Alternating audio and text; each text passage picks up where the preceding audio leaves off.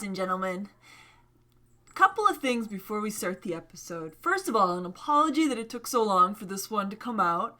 We originally recorded it back at the end of November, which is why some of the time references may seem a little off. But even late, we wanted to share our love. Also, apologies for the rough sound in some places.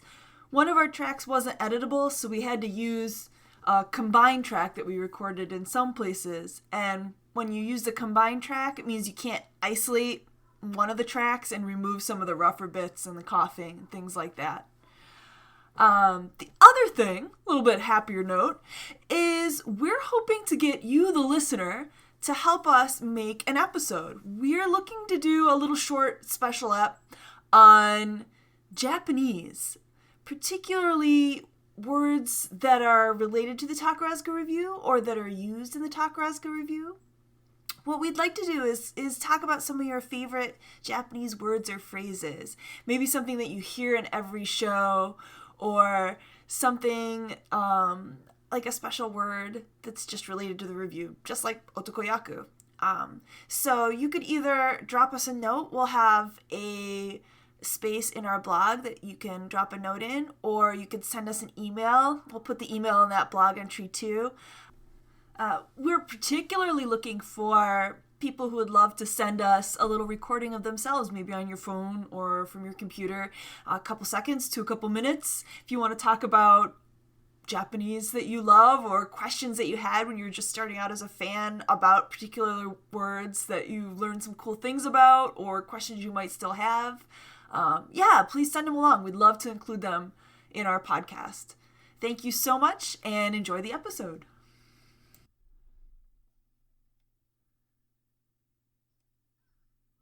Hello, everyone, and welcome to this episode of the Takarazuka Fan Podcast, a news and entertainment podcast for Western fans of the Takarazuka Review.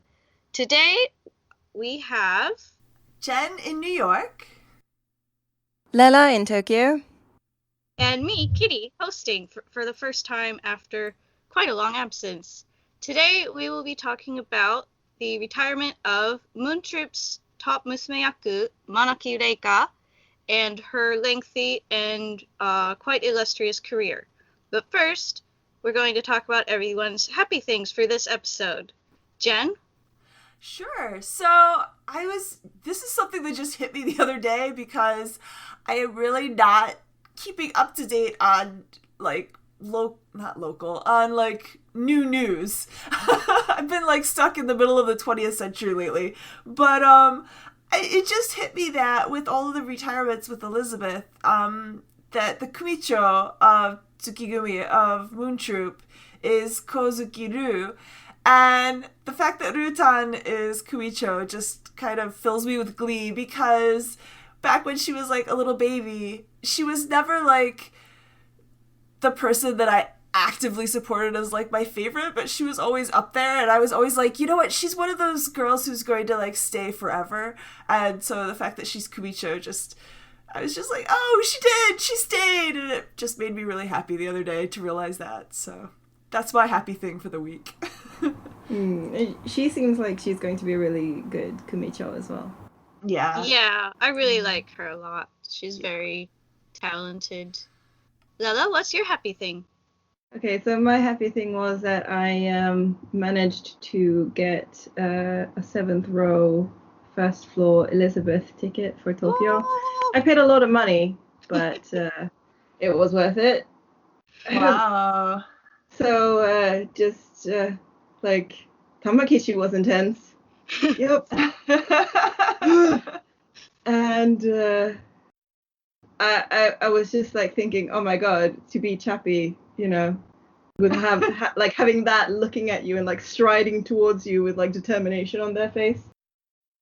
So that's a thing. And Reiko was amazing as well, of course. Just everything was just wonderful.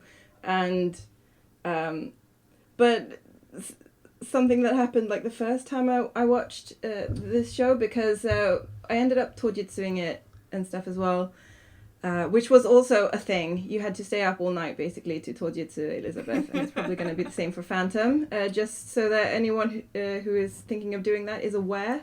Mm-hmm. You might have to line up before the first trains leave in the morning, so you have to come in overnight. But the first time I watched this show,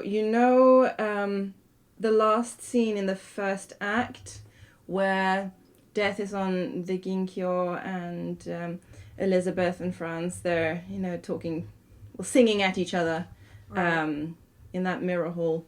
And Tamakichi, she enters bum first. That's how she comes on stage. Right? And the first time I watched this show, she didn't, elegantly sit down on the Ginkyo. She, had a proper bum flop down on the Ginkyo. So I just thought that was really funny. So she has both aspects of that. She's got the bum flop, but then she's also got the intensity and the smirk and everything. So Tamakichi never change. We love to have both the goof and the sexy. It's fantastic. Yep. It's so funny because in my head she's still a Kentoo, running down the middle aisle, being in her first big role when she was in Hamlet. So it's so funny to think of her as being this top osukoyaku sex appeal symbol. I'm just no. Oh, I just think it's great, and I really love that anecdote that someone else had from All for One. I can't remember who it was though, but that Tamakichi had fallen face first when she was going on stage in one of the scenes. She just flump, and they thought that was a little baby, but then it turned out that it was actually the top stars. Well. Okay, so I'm gonna break in here.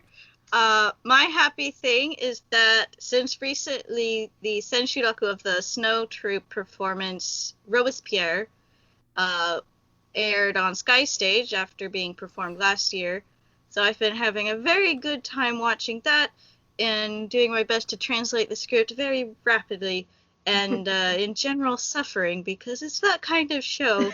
Oh, but yes. I do love Ikuta Hirokazu. If anyone was going to make a musical of my life, I hope it would be him. I'm sure he could make it interesting somehow. Nice. All right. What else sorry. has Ikuta Sensei done? Ikuta Sensei has adapted Don Juan for Daimon before. Okay. He also wrote Chigi Miyu's debut performance before the Grand Theater, The Count's Daughter, Hakushaku Reijo. And he's about to direct a 2-act show in the Grand Theater, which is very rare for someone besides Koike Sensei to do that, which is Casanova for Sena Ayase and Asumi Dio. Right, okay. Yeah, he's a semi-newish director, right? Yeah, he's new, but his shows seem to bank. So he seems to be being given a lot of stuff from the company, especially right now with that 2-act show, which also seems to be a very high press 2-act show. Yeah. So I feel very delighted with that turn of events. I feel like originally I heard rumors that Casanova was supposed to be Mirio's final show, so it's interesting that she's not actually tied on with it. It had all the red flags of one, but no, it's Yukihime. Yeah, it's a very weird development. Yeah. Anyway, before moving on to the main portion of the show, let's have a little news roundup. So most of the news that's dropped from Takarazuka recently has been from Star Troupe. First off, we had the full cast list for the new Hoshigumi Grand Theater show, which is by Deeply Foggy Elba and the review Estrellas. And while this is a reproduction of a show from the 1960s, it is being readapted by Ueda Kumiko, and it seems that it will be highly different from earlier productions, as friends of mine who actually know such things have been going through it and saying that they don't even recognize most of the character names. Yes. I saw that. Sadly, also, along with the cast list, we had the retirements list, and 4 members of Star Troupe will be retiring, including very prominent otokoyaku Nanami Hiroki and musumeyaku Katori Lella. So, thoughts on this half of the Hoshigumi news?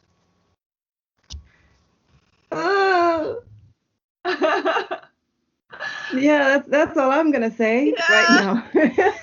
Why? Yeah, no. I feel like a lot of Western fandom is very involved with Kai-chan, so yeah. Yeah, I do feel like Kai-chan, like, she's extremely popular in Japan, but she's also made a big hit with the Western fandom. And I was thinking that she was in it for the very long haul, but for some reason when I heard some things about the set list of her dinner show, I started getting scared. Just because some of the specific things about it. So I can't remember what the song choice was, but she was singing this one particular song and they said she was wearing white, and I was like, oh, that's worrying. And I feel like she just transferred, but I guess it's been a while now, hasn't it? It's going to have been like 4 years by the time she leaves. I have some hopes that perhaps they will give her her own sayonara show, because she is the first otokoyaku of her level of prominence to leave without a senka jump since Toyoko, who also got a sayonara show. But Toyoko was quite senior in the review and she retired. I mean, Toyoko debuted in... I do not think she was much more senior than Kai-chan. See, again, this is like time playing tricks on me. Kai-chan is an 89th, and Toyoko is 84. I think Toyoko was Otozuki Kei's classmate, so they're actually about even, I think. Okay. Yeah, it could be. I may like Toyoko a lot. I love Toyoko's, like, social media feed nowadays. It's a lot of fun. Yeah, I'm hoping that at least with this development we will start seeing lots of photos of Kai and Shiran playing together, and that will be something at least. Maybe Kai will learn how to play the guitar now. Although you never know. Hey. Okay, any more comments before I move on to the other half of the news? It's ridiculous, and I'm gonna miss her so much. I wonder, like, who's going to bring the whole, like, being everybody's, like, shoujo manga boyfriend aspect to Takarazuka now? Like, who's going to take over that? What are your... Yeah, I feel like Seochi can make a good shoujo manga boyfriend when she puts her mind to it. Okay, but yeah. I don't think anyone can ever have quite that level of just... You can tell the years of research that went into her level of shoujo manga realness.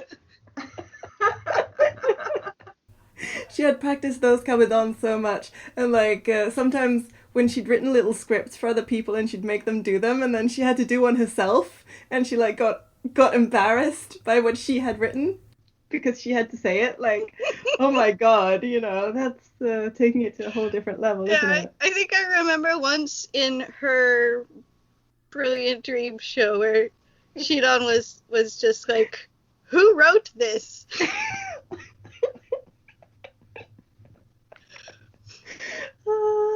Amazing. Yeah, I'm gonna miss her a lot.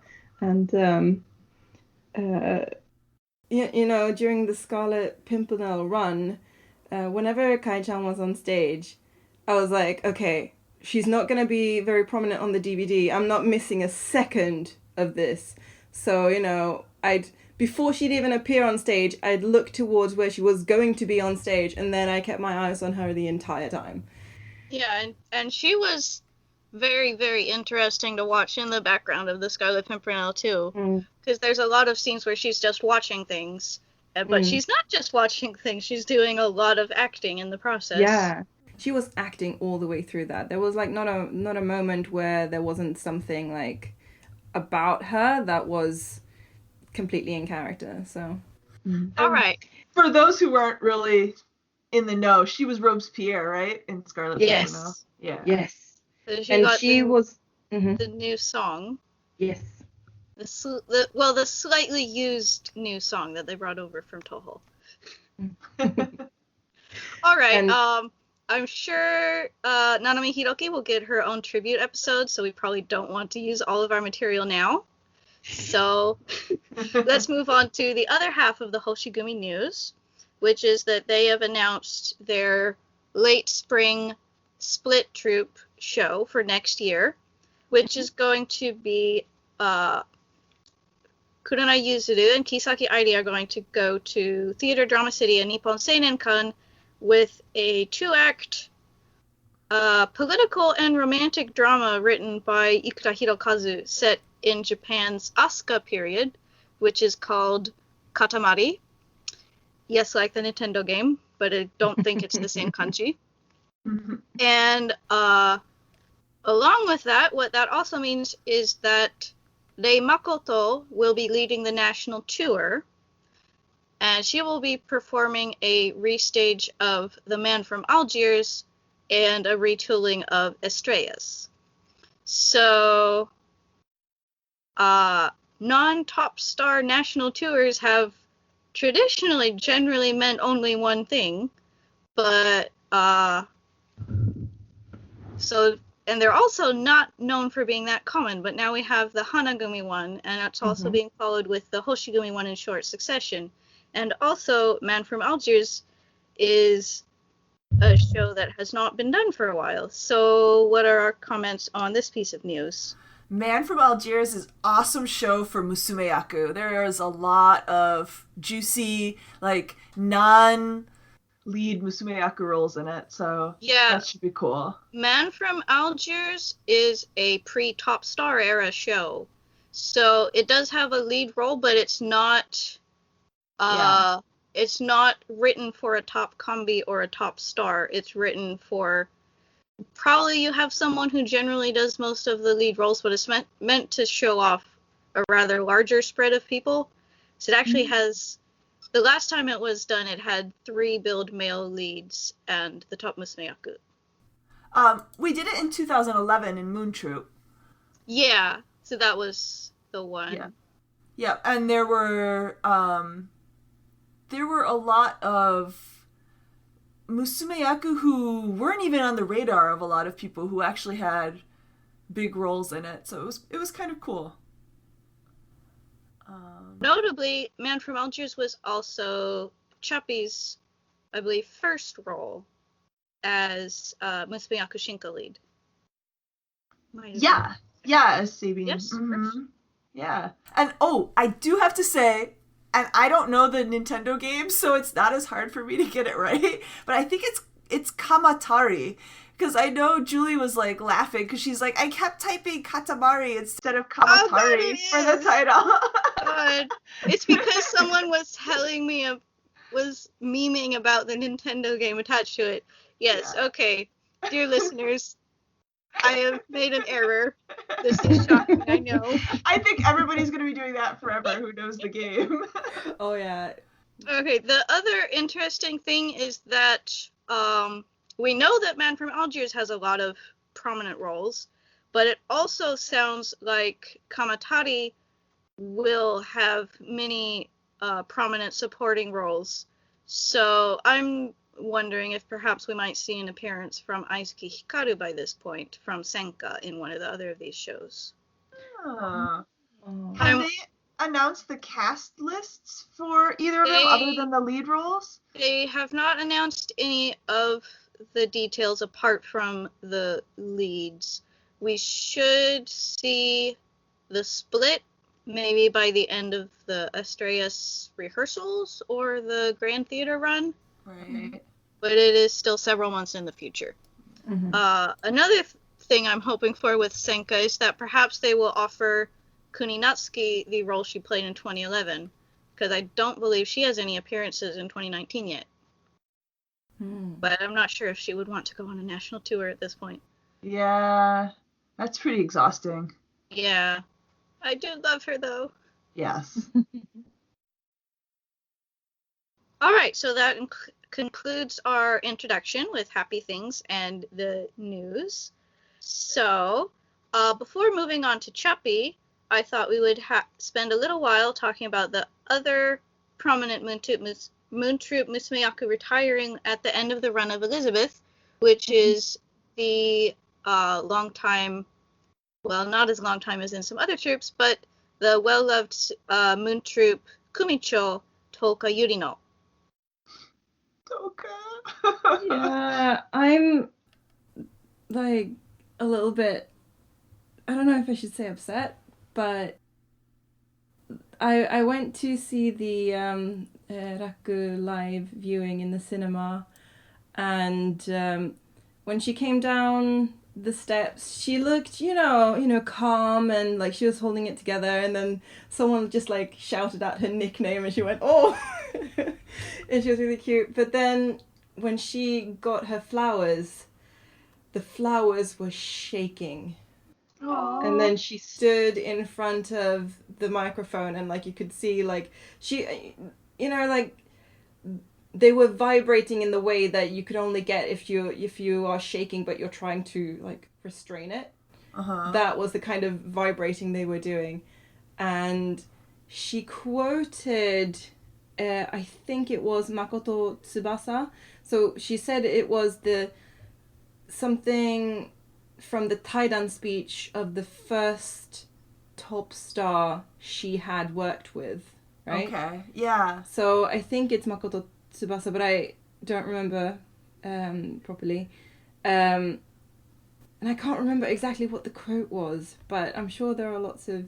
And we'll get to see it eventually, this Taidan speech, but it was something about like it becoming the dreams of tomorrow, like I don't know if it was something along the lines of the hardships of today become the dreams of tomorrow or something like that, but and then she said, after she had like finished that quote, she said like, "Please take care of my troupe." Aww. And that, to me, I just got this extreme feeling that she didn't want to leave, and so I was just like sitting there in that audience just hurting. So that was very intense and very sad. But can I ask? I don't know. Do you know who gave her classmate flowers? I do not remember the name. I'm sorry. Okay. I'm always curious, who gives the classmate flowers. She looked a little bit surprised. For those of you who don't know, when they do the flowers after the final show, they give them the flowers, and usually half of them is from a classmate, and sometimes it's a classmate who's already retired, and then half is usually the top star or someone will give them to them from the troupe. So I'm always curious to see which classmate they brought back to give them the flowers. So. Oh my gosh, I do not remember. But it was someone who had retired, yeah. Okay. Somebody from the 86th class. She got a lot of love while she was in Moon Troupe, though. Like, for a while, she got a couple of, like, the Nibante Musumeyaku roles, too. In, like, the Scarlet Pimpernel, she played Marie. Okay. I'm like, I didn't really, because I like Moon Troupe was always the troupe that I knew the least about. Yeah. And then like I recently got into Moon Troupe, and now I'm like, oh, I want to find out who this person is, and I want to find out who that person is, and I want to find, like how you get into a troupe. Yeah. And I really noticed her for the first time in Company, and I think it was because she had a cold. But I remember thinking that, wow, that musumeyaku has a deep voice, and that's awesome. But I think it was just that she had a cold, and that was messing up her voice. Because then later on when I saw it during the same run, it was like, oh, okay, her voice isn't that deep. Yeah. But I just Yeah. I just thought that she was, ridiculously cool. Yes. She was always so cool. She was 1 year above Masaki, so like that's kind of the era that I really followed Moon Troupe. So she was always there, and like suddenly they started giving her these really awesome roles like Marie and Scarlet Pimpernel, and we were all like, awesome. And then and then she became Fuku Kumichou in I think it was like 2013ish, and then Kumichou. So yeah, it made me very, very happy to see that happen. So it's sad to see her go. I mean, it could be just my personal opinion and whatnot, but I got the impression that she was a really good kumichou. But whether that was reality or not, I mean, I don't know that, but like that's just the feeling I got, like, because she feels like you would feel comforted or, just by her presence, if that makes sense. She's got that kind of presence that just feels very comfortable and encouraging. Yeah, and very, like, big sister kind of, like, mature. Yeah. No, I don't know. I'm sad to see her go, but I'm sad to see a lot of people go. So Yeah, she at the time of her retirement will actually be the youngest of the kumichous, which will presumably mean that her successor Kozuki-do will carry that on. But yeah, I really love her voice and her singing. Like I've watched her Lady Capulet in Romeo and Juliet a lot. So that was really good. And then she follows that right up with the little granny in Rose of Versailles. Because that's the kumichou role. Even though it's this very young and beautiful woman. But she was very sweet in that as well. One thing I just want to throw this out because I keep saying it and nobody ever takes me up on it. Does anyone else think she looks like So Kazuho? Because I swear she does. I can see the face shape thing, but I don't think I guess... I think the nose is quite different. I'm sorry, I don't really see it, but, We'll have to ask the audience. What do our listeners think? Just picture them swap the otokoyaku and musumeyaku makeup, and you'll see it, I promise. Alright, we'll give it a try. hey. Well, I don't know if there's like any way to get them to do that. That would be funny if we could somehow get the two to like come and then like give each other tutorials for how to do their makeup, and then we'll see how it turns out. Alright, so I think it's about time we move on to the main feature of the episode, which is an overview of our favorite episodes and aspects and everything we love about Manaki Reika and her career. So I thought we would start with her TMS era, her time in the Takarazuka Music School, and anything from her time before she switched to playing musumeyaku roles. And this is mainly because I want to talk about my absolute favorite Tamachapi story, which I think they talked about in a talk in Kageki when they first were going to become a top combi. So Tamaki Ryo is in the class directly above Manaki Reika's, which is very rare for a top musumeyaku and top otokoyaku to be so close in age. So when Chappie was entering TMS, of course, Tama-chan was part of the senior class doing the orientation and guidance sessions, but then Chappie started not feeling well during the orientation, so Tama-chan panicked and was like, oh no, what do I do for her? So her first thought was that this girl needs vegetables, so she sprinted to a convenience store and bought her a salad.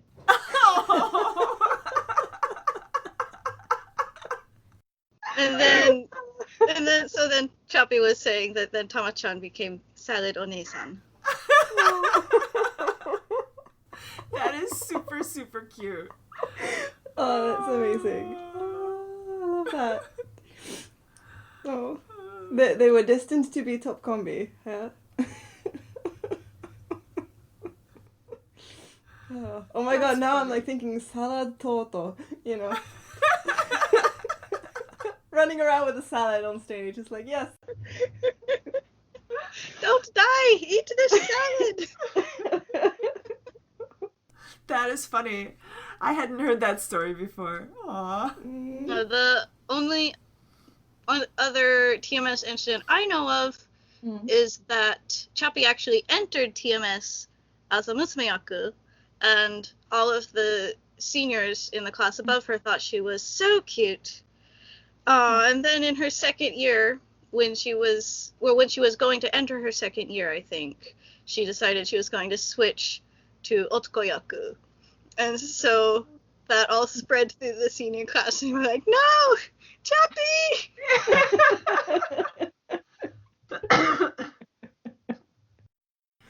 Wow. Mm-hmm. That's really interesting, because my first impression of her when she swapped from otokoyaku to musumeyaku was that she was a little awkward. Yeah, so. I feel like she may have tried to switch because of her height, and then realized she had giant anime eyes. Oh. Because all of her otokoyaku roles, she's just got the huge anime eyes, which are even bigger with the otokoyaku makeup, and it's intensely adorable, but likely not the intended effect.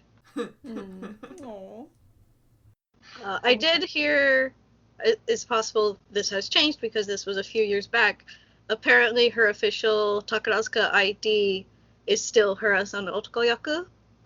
Oh. Because I guess it's very out of date. Yeah. It's like, it's Chappie. Can we start talking about her otokoyaku roles? Yes! By all means. So, that was sort of in my, most intense kageking period was, around 2008 to 2012. Yes, let me get everyone up to speed real quick. Manaki Reika debuted in 2009 as a member of the illustrious, certainly well-renowned 95th class, which also includes members like Rei Makoto in Hoshigumi and Yuzuka Rei in Hanagumi. So that was in 2009, and she played otokoyaku roles until the middle of 2011 when she switched to musumeyaku immediately before The Man from Algiers. Continue, please. Yes. So I didn't really notice her until 2010. She played Little Louis Charles in Scarlet Pimpernel. And I remember that role has always been an actress who's super cute, but I was really worried when I heard the casting choices, and I would have been worried for anyone because the first Scarlet Pimpernel, the musumeyaku who played Louis Charles, left shortly thereafter from, and I don't know, it was all rumors and hearsay, but I heard it from somebody who heard a lot of things that were pretty accurate, that she had a mental breakdown, this poor child, and went off and started working for the AV industry and the kind of the seedier side of it. So I was like, oh god, no, this role is cursed, don't put anyone in it. But she was super charming, Manaki Reika as Little Louis Charles. We loved her. And then the announcements came up for the next show, Gypsy Baron, and they said she was playing a musumeyaku role but she was still an otokoyaku. She was just playing this musumeyaku role opposite Masaki.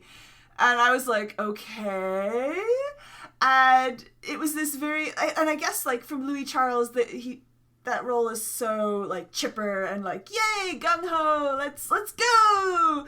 And so suddenly she's Vioka, who is like very tomboyish, abrasive kind of character, which is probably why they wanted an otokoyaku to play it. But she was super skinny and just like very stork-like. And I remember thinking, oh my god, this otokoyaku cannot play a musumeyaku. What are they thinking? Like, she was just so... And like, her singing, I don't know if it was because they wanted her to be abrasive, but her singing was like not good in the higher ranges. And I was just like, ooh, okay, this is an otokoyaku, okay.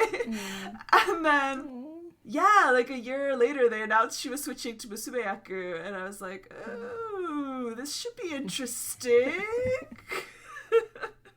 I think they want to.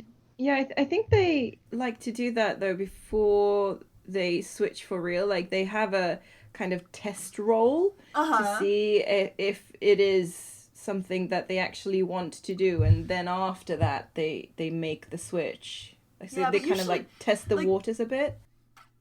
That test role was like a major one though. It was part of me wonders if like that role was what made them think, okay, we were going to put her back, but I don't know. Yeah, it wasn't... sorry. No, go ahead. I feel like a lot of otokoyaku, maybe they get a role in a dress and suddenly they realize that actually maybe they're much more comfortable doing that. Yeah. Like Amashi Judy and the Otosage Itsuki, who recently switched in Hoshigumi and is a very charming musumeyaku, I think. Yes. So I don't know if it's that the company is trying, or that once they get a chance to do a musumeyaku role for the first time, some otokoyaku are just like, oh, this is nice actually. I wonder if there's two categories. There's like the kind of the low-key musumeyaku or / otokoyaku who are never really going to be star-tracked. And then it seems like there's the ones that the company really likes. And then they switch and suddenly they get all the musumeyaku lead roles. And, and I'm like, I wonder if they were more pressured to do it because the company was like, oh, we see a lot of potential in you. We want you to be... Yeah. Aya Hoshirion was an otokoyaku who switched a bit before Chappi. And she pulled several significant roles, but she, I believe, left before she pulled Jo Kyusei and definitely got very much edged out by Chappi in terms of the lead role competition. She never had any, like, big Shinko roles either, Aya Hoshirion. Yeah, she got Scarlet Pimpernel with Tama-chan, and I believe that was it, because immediately after that was when Chappi started doing things. That makes sense. But another interesting thing about her, since she was an otokoyaku for a little while, she actually once played one of Tamaki Ryo's Honkoen roles in the Shinjin Koen. So apparently in Prince of the Land of Roses, Tama-chan was one of the little birds in the background. And she was quite a baby at the time as well. And then Chappi did that role in the Shinjin Koen. I thought she played Joe's role in the Shinko.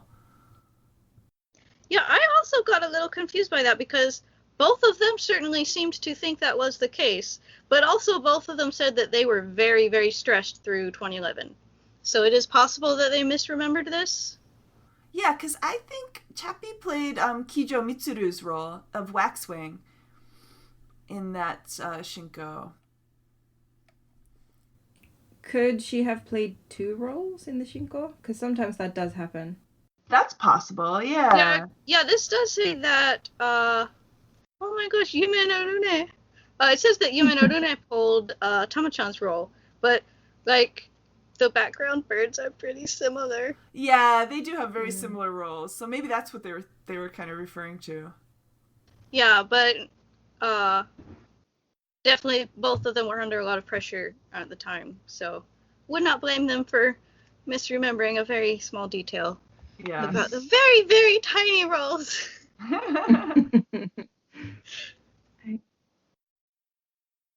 Alright. That's so, So- yeah. So we've talked about her otokoyaku roles, Mhm. and after she switched to musumeyaku, she did 3 shows before making her debut as top musumeyaku. Yeah. So those Mhm. are The Man from Algiers, Mhm. and Mhm. then Alice's Lover, which was the Asmedio Bao Hall, and then Edward VIII. And for both of the Grand Theater shows, she also performed the Musumeyaku Shinko lead. Mm. Yes. And Edward VIII was with Tamaki Ryo, and The Man from Algiers was with Shimon Yuria for her only Shinko lead. Oh. Yeah, I feel like I know I have them. I don't know if I actually watched those 2 Shinkos. That's the horrible thing to say, but Yeah, they re-aired all of Chappie's things on Sky Stage for her retirement, but I've only recently gotten my hands on the stuff, so I have not watched them. yeah. Mhm. I'm sure they gave her a lot of leads because they probably had in mind what they wanted to do with her, and they were like, quick, we've got to get her as much experience as possible. In the year we've got to give it to her. Yeah, like, Kiriya Hinomu did not have that long of a top run, Mm. so they had kind of a short time to Yeah. work up a successor. Mm. And I have to say, with Chappie's singing, it was kind of like, because she was transitioning, so she had done like the voice coaching for, Right. like, she had gotten the otokoyaku style down, and then she suddenly had to switch to this version that she hadn't really practiced a lot.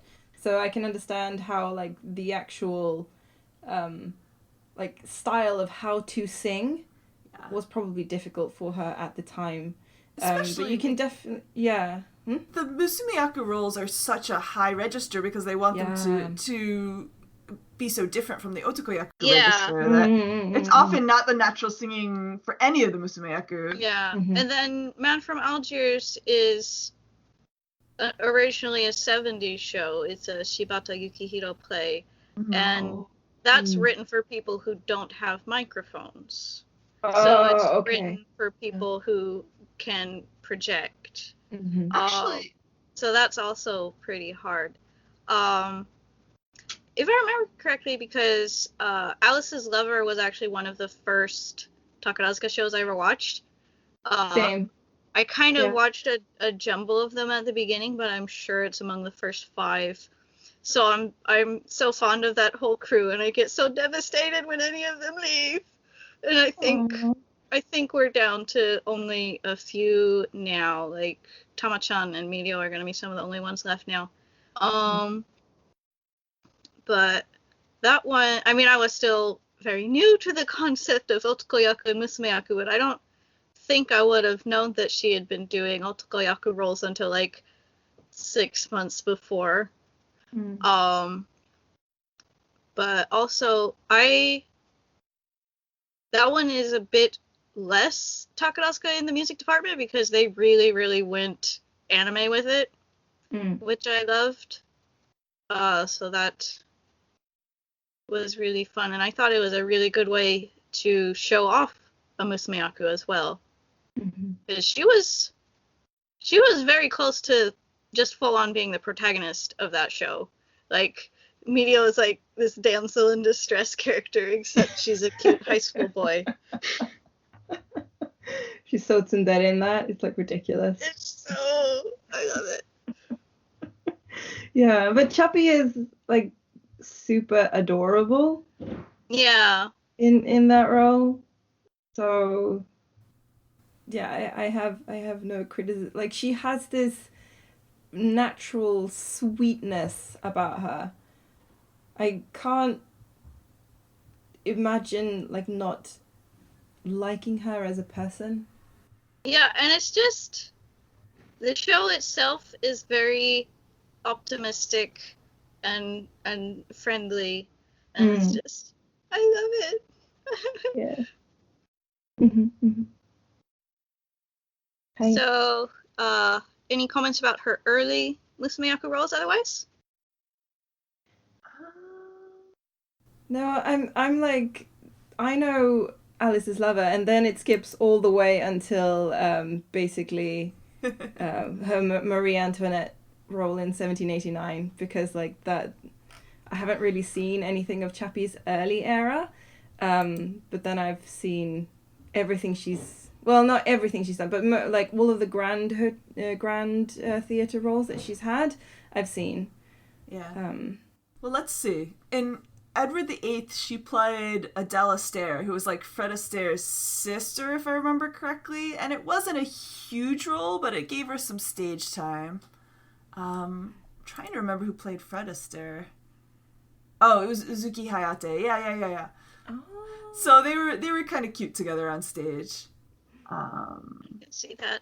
Yeah, and I was kind of paying attention because we'd already had the announcements at that point, so I was like, okay, keeping an eye on this musumeyaku. Yeah, that's also an interesting debut because they went straight from Grand Theater to Grand Theater. There was no pre-Hirome, Right. which is not very common either. Yeah, Romeo and Juliet, which was Masaki's debut, was like the last show I saw before I moved back to the States.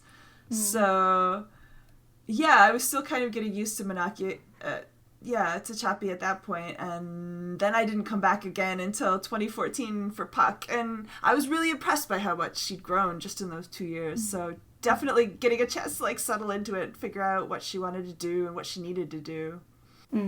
Yeah. Oh, at the raku, you know, they have like a little like letter or something that they've written, like kind of like messages, and it like the kumichou reads it out, or fuku kumichou. Anyway, it did say that she was super happy to have been able to play Juliet, and in her Sayonara show she does sing the like the big Juliet song as well.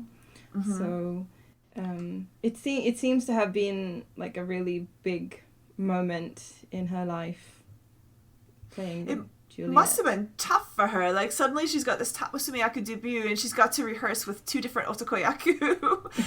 Right? Because Masaki and Mirio were switching out the Romeo roles. So that couldn't have been easy for her. No. Oh, gosh. Yeah. Yeah, so she did 2 shows with the demi-top situation because there was Romeo and Juliet, and then she and Masaki went on their own national tour while Mirio was off doing something else. And then they came back and did the demi-top show, The Rose of Versailles, which I've seen a lot. I've seen it many times. Many versions of it, many times. Yeah, and that's kind of like, she played Rosalie, so it wasn't even really the romantic she musumeyaku played, lead. She played the cruelly forsaken post-2008 Rosalie. Because I have many complaints about the treatment of Rosalie. Like, Ueda Shinji got his act together twice. And at least one of those times, I think that Ikeda Ryoko was standing over him with a hardcover omnibus of the entire manga to get him to behave himself. But yeah, I don't know what happened in 2006, but after that, he's like, who's Rosalie? So she has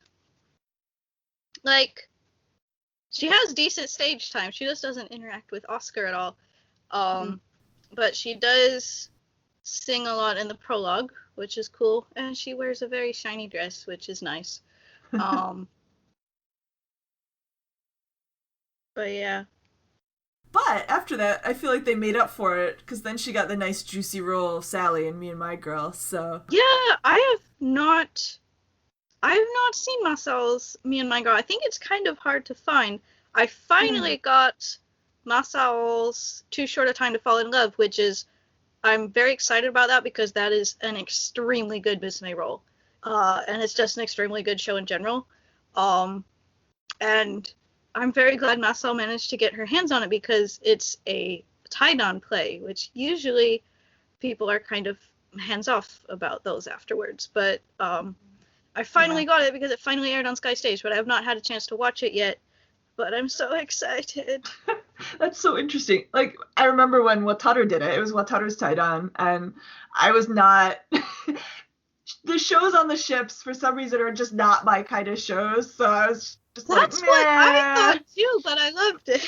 But I loved Wataru so much. I loved the review half of Wataru's tie-down. I didn't care. Yeah, so when they announced Masaki was doing it, I was like, oh, okay. It was okay. It was a fun. It's a comedy. It's cute. It's, you know, everybody got a chance to play a fun role, but I don't know. It's not my kind of show, I guess. Yeah. Has anyone seen Arsène Lupin? Yes. No.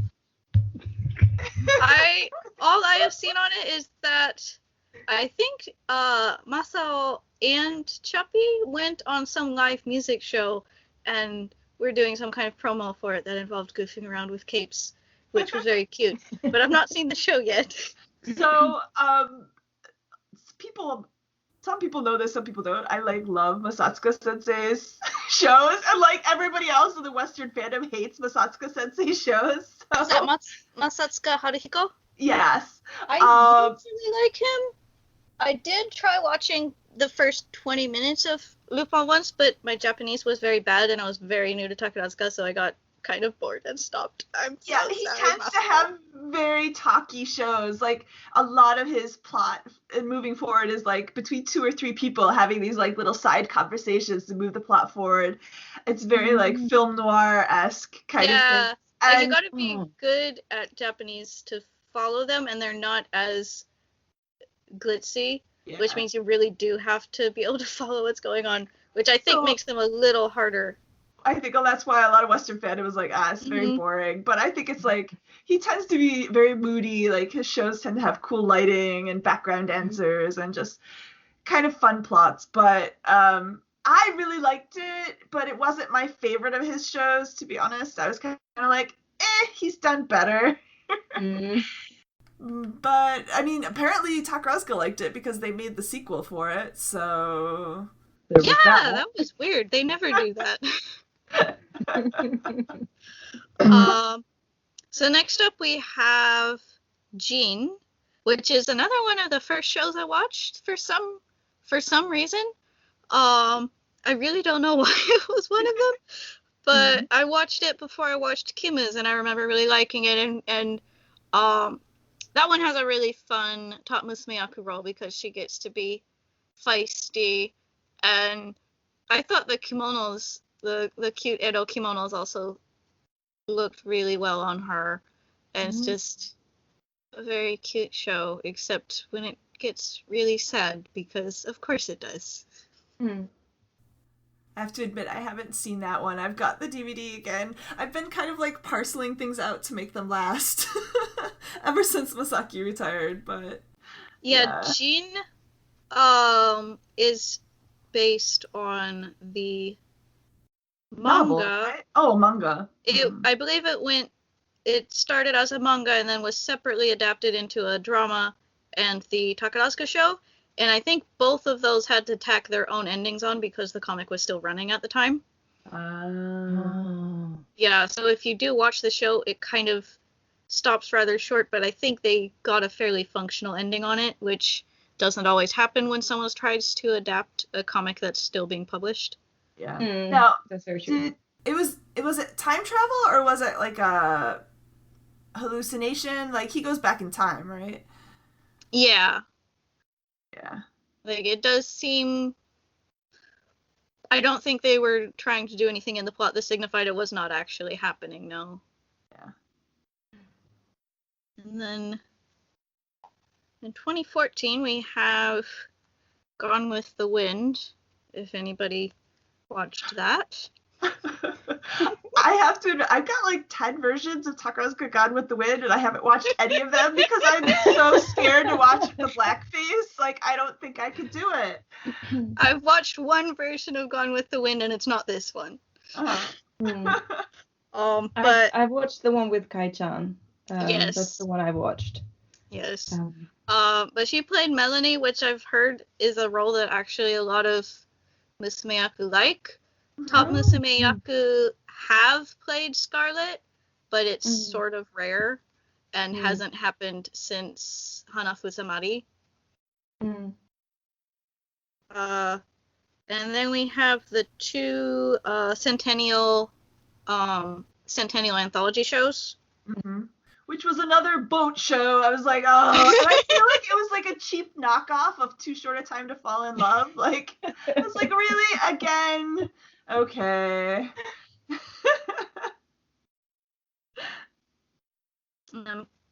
We have Puck. Which was the cutest. It's so cute! I love Puck. I didn't like the first version that they did, but this one won me over, and I think it was because I saw it live. Like, it's cute to see live. Yeah. Also, like, surprisingly for someone who looks like Suzuka Mayo, when she's talking, she doesn't sound as cute. Like, she's got a very power otoko yaku voice. Yeah. But Masao was, like, much, like, powering into the cuteness. It's just such a cute role because it's not really a romance role, but it is at the same time because it's so innocent. It's just, it's kind of like the perfect innocent Takarazuka love story. I really like that. Complete with the weird early stirrings of Koike Sensei's obsession with environmentalism. Yes.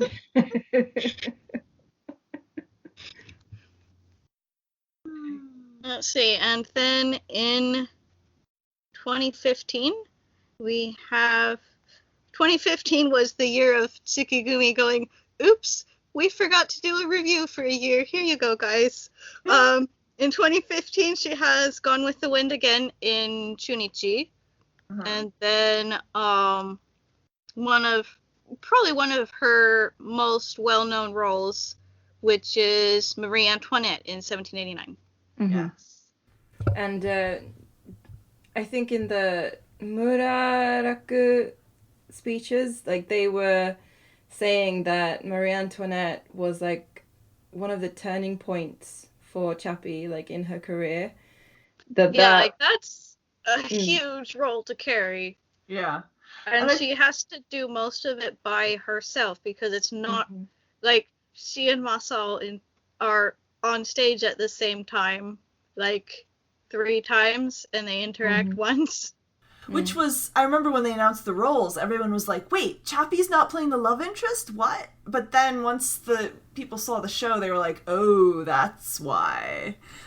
Because it's such, Marie Antoinette's such a big role, and I think they changed some of the songs for Takarazuka, though, to give them to her, didn't they? Yeah, I believe they did take away a couple ensemble songs and move them, and they also, I think, took out a few characters. But, like, French shows usually get retooled rather heavily for Takarazuka. So, what I thought was interesting with this 1789, like, you could definitely tell, like, her vocal development. Because you mean because I skipped from, you know, her early days of Arisu no Koibito and Romeo and Juliet straight into her Marie Antoinette, and it's like, whoa, okay, she like really developed her singing. And I think it's also really, really funny and cute that Fersen was played by Akatsuki Chise, who is just like this teeny tiny bean in this show. It's just like you know, one of the only acceptable Fersens. It's just, oh, you know. You are cute. You have my approval to try and kiss the Queen of France. I accept it. Oh, it's like just so sweet. Yeah.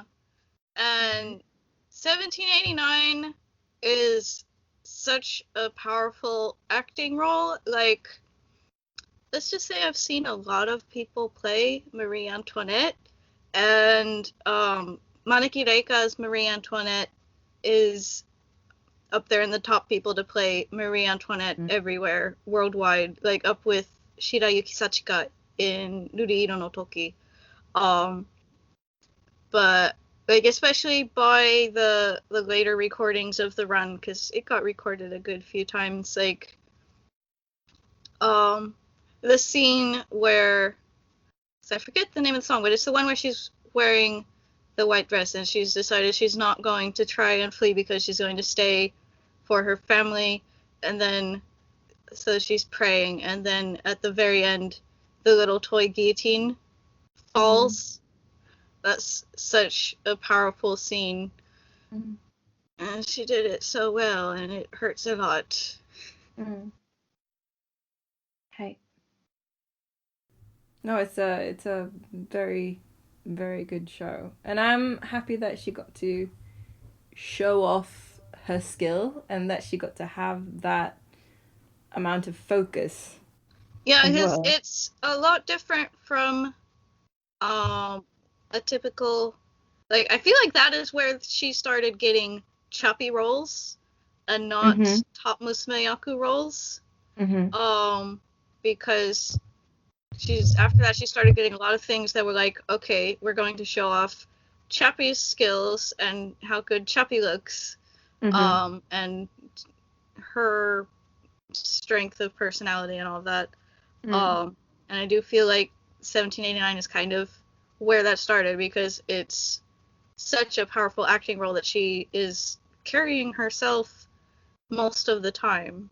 And I kind of felt like from then on, because then it was not that, the next role, her next show was Manon, which is not one that I think the Western fandom is as familiar with, but I've translated, like, I've read surrounding materials, and from hearing about the show, like, it really feels like that was a role made to show off Chappie that might not have been given to many other top musumeyaku.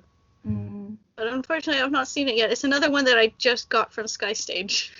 I have not seen the Honkoen of Manon. I've seen the Shinko of Manon, because Asa was doing Masao's role.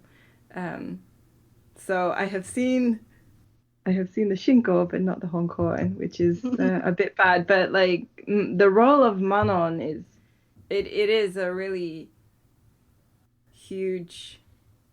Yeah, it is a huge role. Like, it does kind of revolve around like her mystique as a woman, you know, how captivating she is. I believe that show was written by a woman director, but I can't remember. I believe that was Ueda Keiko. Yeah, it was. Yeah. And it's based off of the book, based off of, I believe it's based operetta. off the novel specifically, but I'm not sure. Takarazuka has done Manon a good several times. So then, after Manon, then we get the Tamaki Ryo's national tour, which was a pretty big deal, because like a non-top star national tour usually only means one thing. Yes. So we all knew what was coming.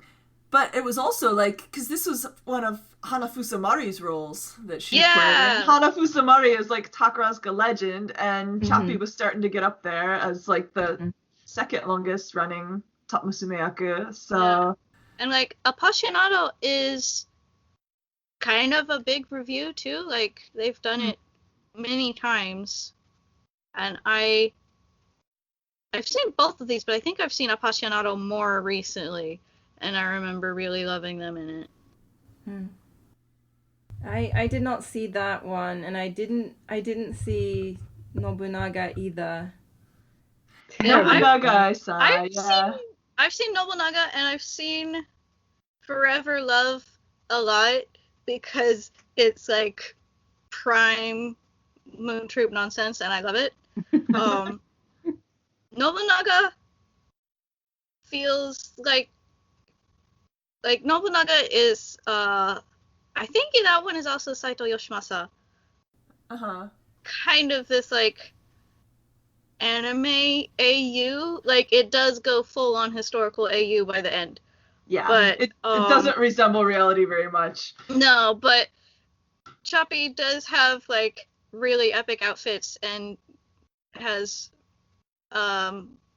she a doesn't blade have on a stick, which a is lot excellent. of stage time, but when she's on stage, she's like the boss, which is Yeah, awesome. like they had to navigate a whole bunch of prominent otokoyaku because that was in the rather crowded phase of Tsukigumi, and then they also had to get Masao good stuff for her retirement.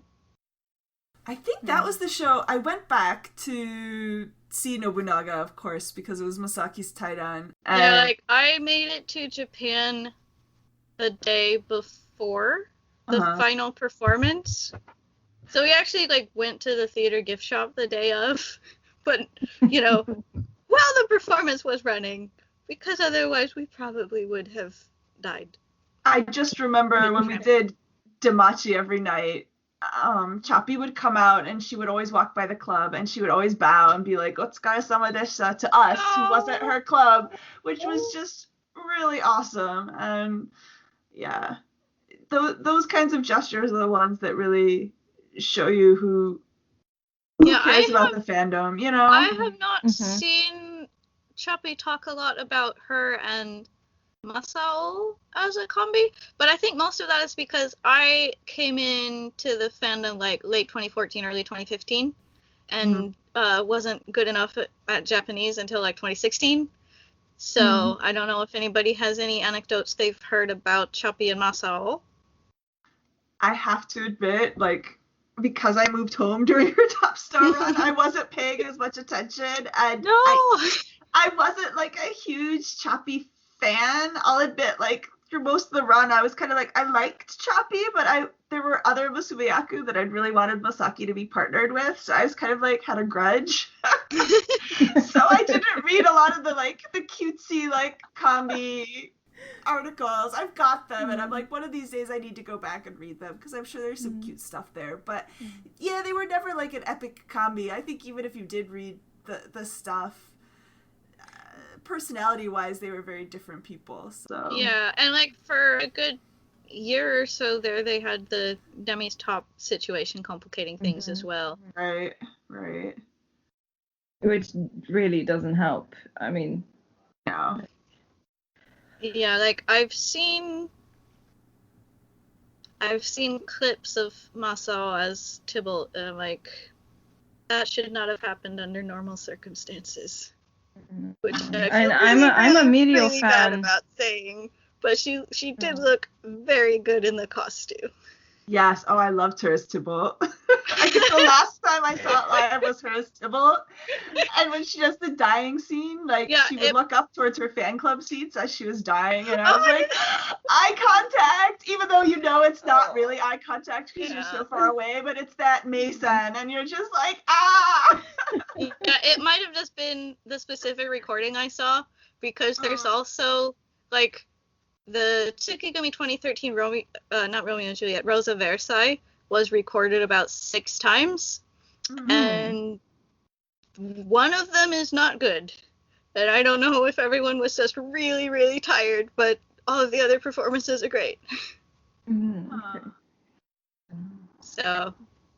But what I was going to say before sorry. Was that no, it's because we're so excited we want to say stuff, but like I'm a Medial fan, and even I'm like, yeah, that Hankyu, that was not cool.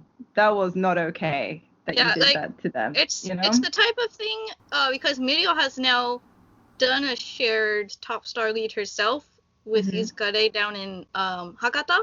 Like, it's the kind of thing that works. But well, I mean, actually, Medial did play, and then doing it in the Grand Theater debut of the new top star is that's not really a recipe for immense success. Yeah. No. No, but actually, Mirio is the main role. She is the lead in both of the versions. So there are two different versions, and she plays the lead. So they have two different scripts. Oh, Yeah.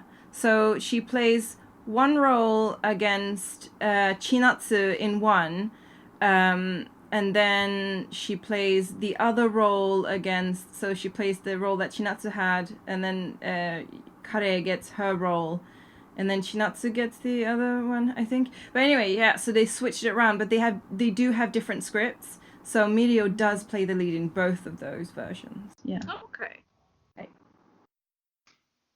But yeah, I guess it's a little bit similar. Right. All right. So Yeah. now we move on to her run as top star. Well, not top star. Her run with top star Tamaki Ryo, who debuted as top star with the 2016 show La Légende du Arthur. My apologies to any French listeners. The Legend of King Arthur, which is a French musical, I believe. It's not by the guy who did Romeo and Juliet. It's by one of the other. I believe it's by the composer who did 1789, which is Dove Atia. I think that he did both shows. And he's the one who's writing the music for Casanova, right? Yeah, what is up with that?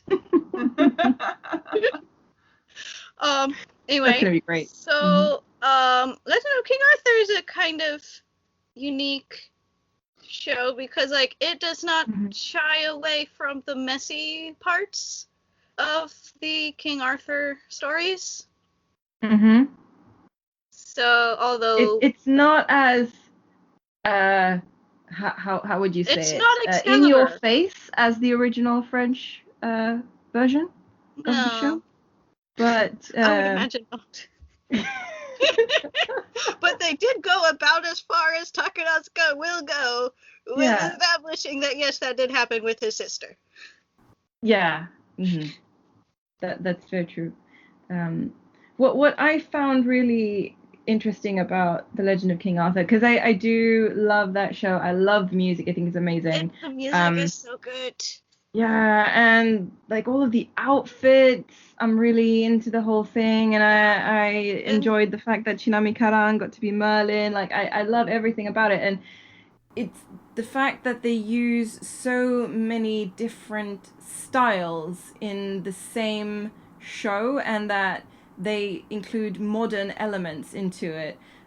So there's this part where they're telling the story of Arthur, Arthur's origin story, basically, and they get Arthur and Guinevere to be like puppets putting up the show, and they move just like these what do you call them? You know those puppets like that are on marionettes? a string? Yes, marionettes, exactly. So they move exactly like marionettes, and it's so cool, and they do it so ridiculously well. Choppy is actually like somehow known for that because it somehow happened more than once. Because in I believe the original Crystal Takarazuka, there's a scene where she is like kidnapped by some alchemist, and then she is a clockwork doll. So there's a whole long scene of it. So yeah, she's like, I don't know how you become the person who is really good at clockwork dancing, but she got there. Yep. And then they have like a little party sequence where they're doing this like party game with, you know, like the red cups that you have in America. Yes, that was that was really cute. They do like this little thing where they like tap on the table and then they move the cup and stuff. I don't really know the point of that game, but I'm sure there is one. I've never been to a party. I only watch Takarazuka. I don't have a life. I've never been to an American party, so I'm like, okay, I don't quite know what's going on here, but you know, the simple fact that they included that, I thought was very cute and very creative, and it felt like they are kind of aware of the rest of the world and like cultures in the rest of the world, and I don't know, I just thought it was an interesting touch. But Yeah, like a lot of the things in La Legend du Roi Arthur, like you have a lot of the medieval aesthetic, but also like they act like real people who are just in epic literature. yeah. But I do feel like Guinevere is maybe not as heavy a role as some of the other stuff, because she like is She does go much more crazy. she's like much more like actually pure until the end when everything goes very badly. So it's a little less of her like actually carrying the plot, and like she keeps getting baited into things because I mean it's King Arthur and that's how it worked, but yeah, she did it's kind of more of an ingenue role Yeah, than most of her other stuff. What And not got that to me, yeah. not that I object to her playing that kind of role, but I did feel like really bad for her at the end, because like she did not do anything wrong. Like justice for Guinevere. Right. No, I think what got to me about, like, the one thing that really stood out to me about King Arthur that felt like I didn't quite understand how it happened was the fact that she, like, Guinevere and Arthur, when they meet, they are so cute together, and there is real affection there. Like, I really connected with their love story, and I ship them, you know? Yeah. Because I just felt like they were really well suited, and I didn't get that sense from Lancelot. So I felt like the whole Lancelot thing was just kind of like magic enchantments pushing them together, and that there wasn't really that connection that she had with Arthur. Yeah, I think some of it is that sorry, we are now getting into spoilers for the end of La Legend du Roi Arthur. For Morgan's plan to really come off, they did not have to like each other. They just had to be in the same place at the same time at the right time. And that did happen. So like I feel like Guinevere is very fond of Lancelot, but probably was not intending, or potentially was not intending, to betray her husband with him. But also they did certainly bolt to the altar earlier in the plot, which might not have been the best plan on their parts.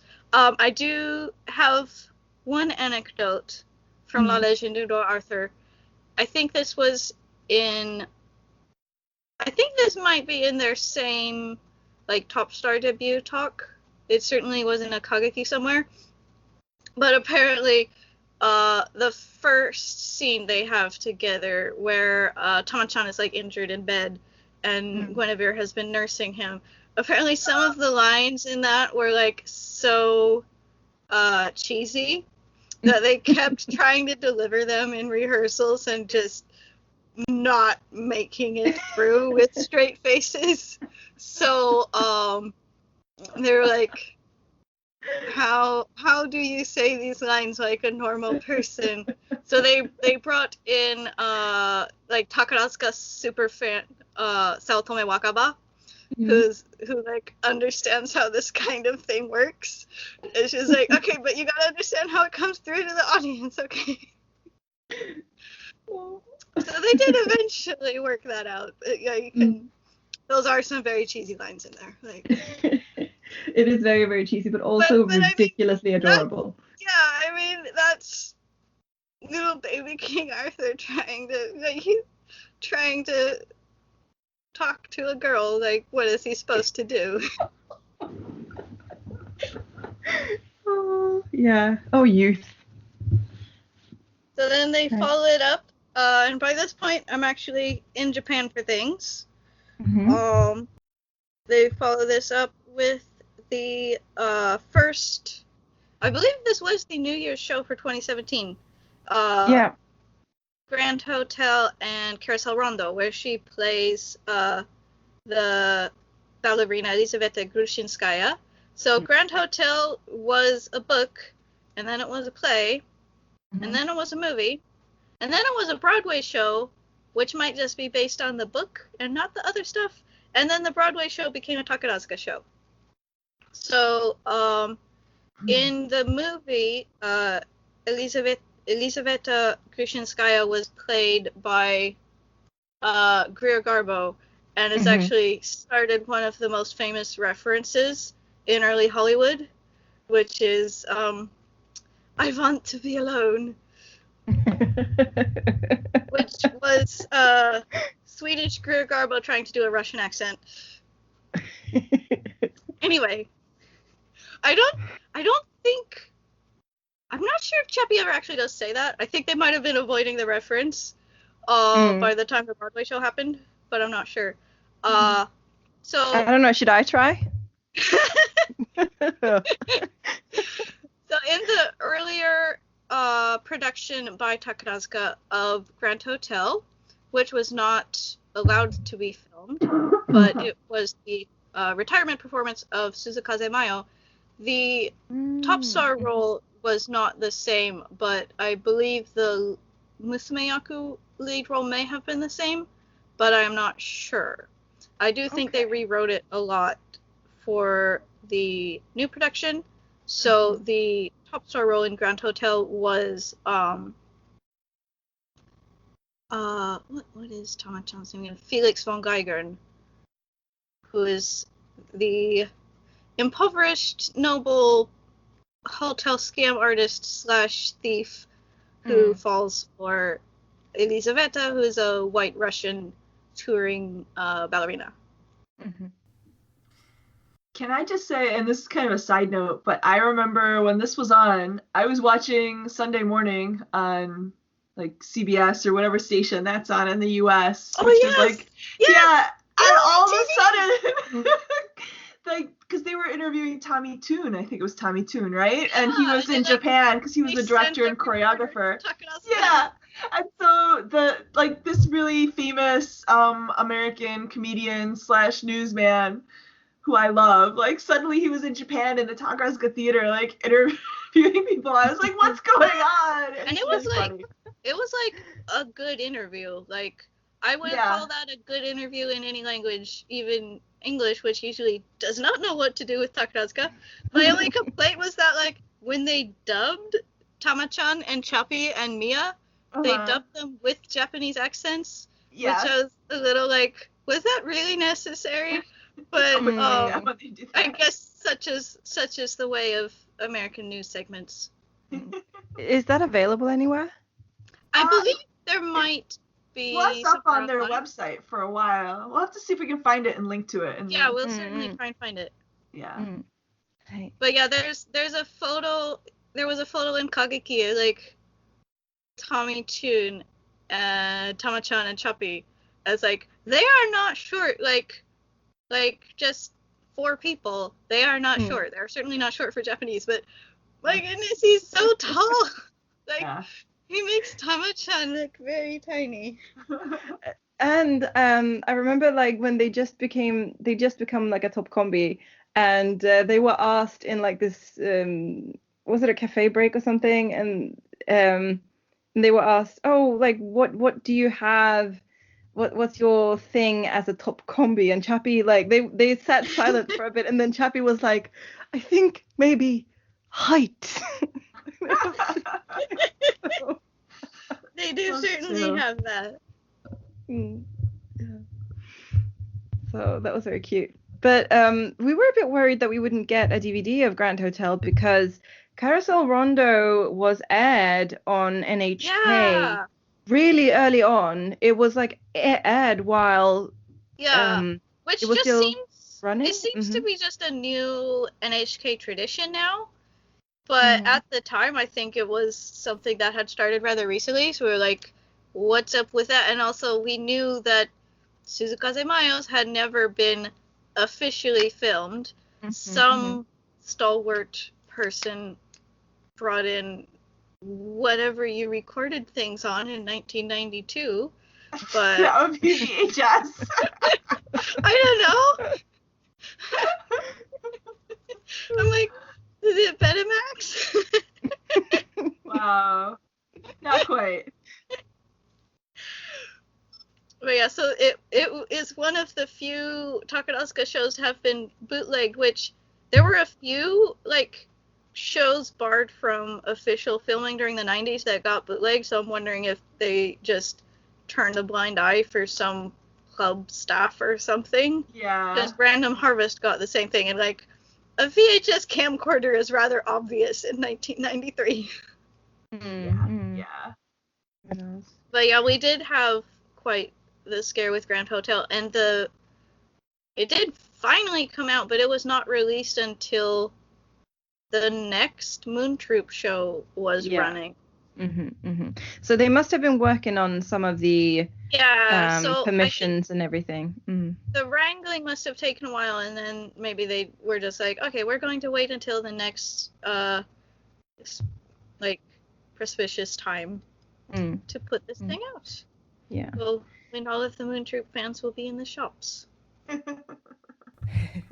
They know they know their marketing. But one of the things that people were, gasping over was the promo shots for Grand Hotel with the Chappie in her ballet outfit. And I don't know if it was a meme, but like Chappie's back muscles. Everyone was like, whoa, oh my god. And Chappie really did get to show off her ballet skills. It was very cool. She did do a bit of ballet again, and then she just got a lot of like powerhouse scenes. Like, I don't know, there's my favorite scenes of hers in that are her boudoir scene the morning after she and Tama-chan have a very good time, which is just such a good song. Bonjour, d'amour. Yes, and she's just so happy. Like she's doing the like happy girl little flail with her ballet shoes on, and it's so cute. Yeah. And then again at the very end, there's the roses at the station and the bolero scene, which is just probably one of the best like top combi dance scenes ever. Yeah, no, it was very powerful. Yeah, we saw I that really one in the like. theater, like how many times did we see that? Like I really 4 or liked 5 her at least. chemistry with Tamakichi as well in that show, and it felt like they were on very equal terms. And I don't know if that is also because of the like the fact that there's not a big age difference in terms of Kens there, Tamakichi is just one and a year older, and then Chappie had been top star for quite a while at that point, and it felt like they were such a well matched top combi. And then the characters as well, like Tama-chan is playing a bit older if you go by average age of Takarazuka heroes, because I don't think you get a specified age for Felix, but Chappie is supposed to be playing like way older, which she maybe did not quite sell, but like we're not gonna blame her for that because she looked amazing. I think she really brought the maturity to it. Yeah, though. But like, she she also did had like those. Act it, but she also looks like Chappie. Yeah, extremely beautiful, like crazy. Yeah. But also like she had both the maturity and the kind of like bubbly. Yeah. Someone being in love and like having those feelings come back to you kind of thing. And she also had like that sense of not, I don't want to say diva, but it's an aspect of the character that she either it's absolutely amazing or it's absolutely horrible, and like there's no in between, right? Yes. Like she has ups and she has downs, and I felt like she really captured that.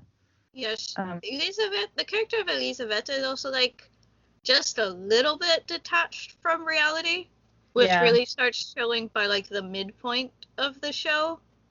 And it's not the type of show where you don't want to have, where a character can get by with an unrealistic attitude, unfortunately. So I've seen Carousel Rondo so many times, but I cannot remember that much about it, except I think there was like, because one of my favorite things about Tama-chan and Choppy is like the really big spin lifts.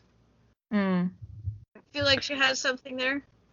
I don't know. I remember Chappie's dress in Carousel Rondo. You know, the one that had like the skirt was these like strips of fabric, and they had sparkles on them. Yes, ladies and ladies. I was just like, Chappie, stay on stage. Do not leave the stage. Do not. And then she goes anyway, and you're like, no, Chappie, you left. Why did you leave us? Yeah, that she had that big nightclub scene that's just all her and a whole bunch of ladies talking about how they totally don't need men, except then all of the cutest Otokoyaku and Tsukigumi turn up, so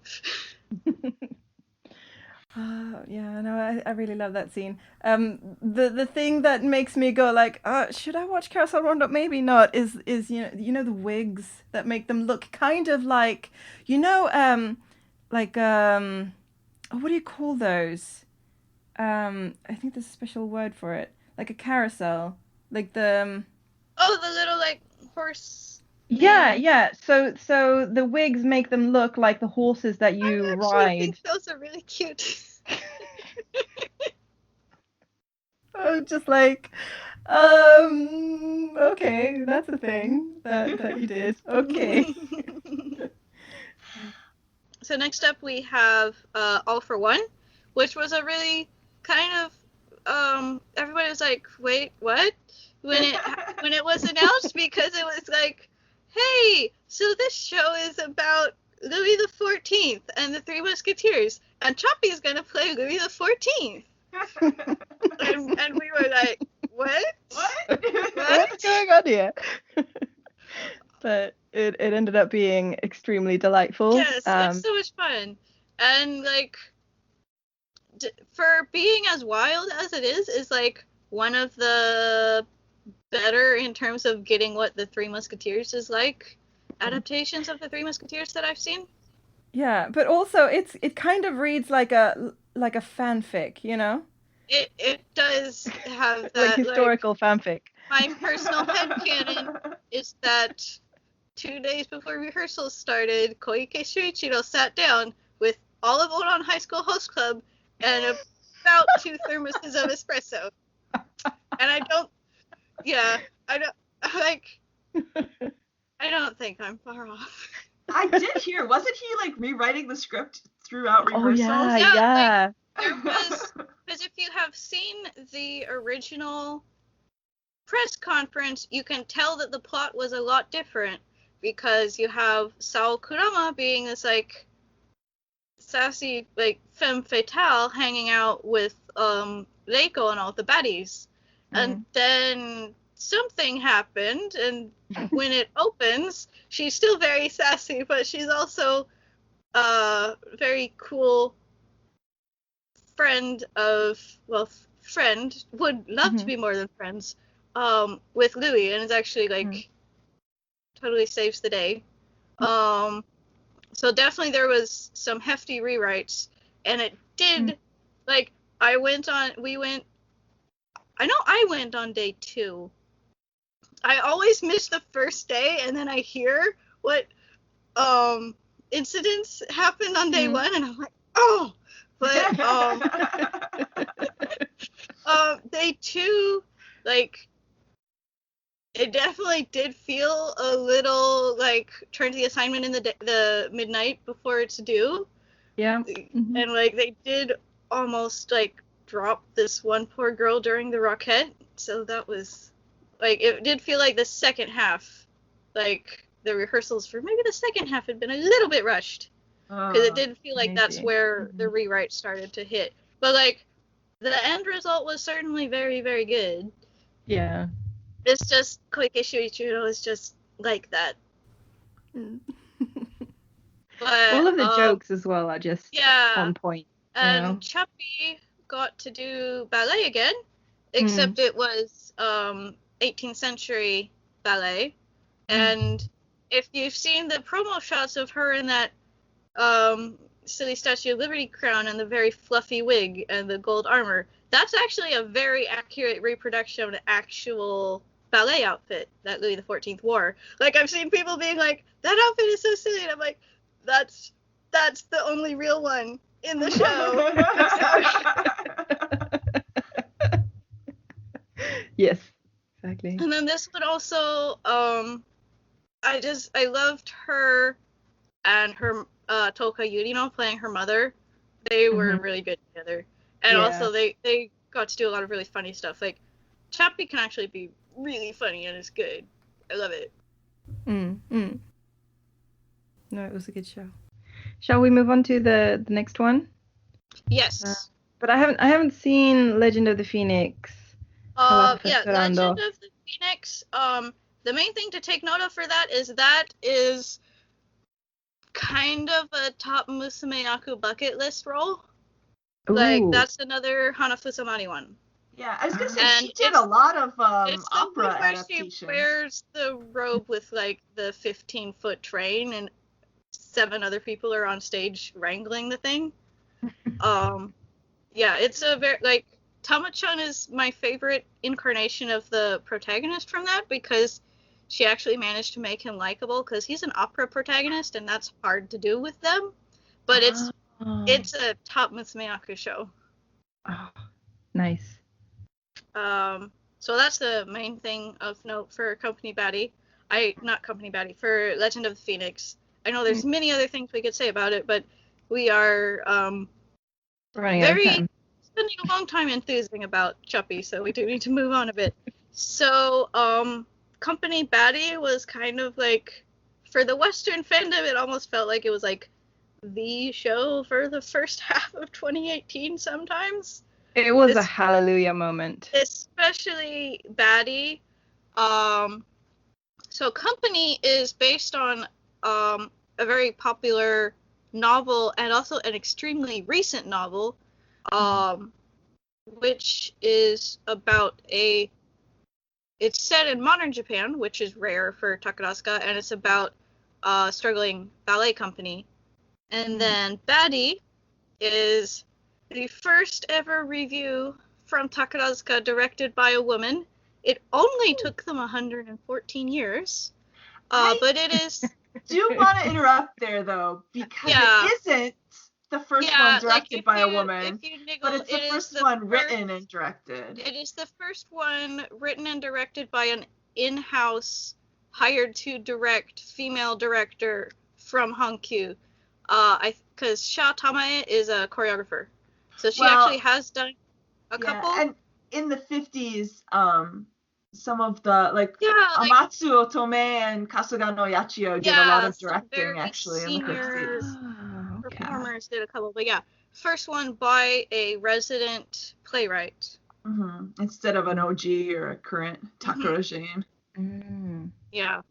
So, I think I've only seen some statements from Tama-chan about Baddie, but I know she was saying that the feeling of the cast members was that we have to make this really good so that they'll keep letting this kind of thing happen. Because, like, if it didn't sell, then the company is going to be like, well, that was a bad idea.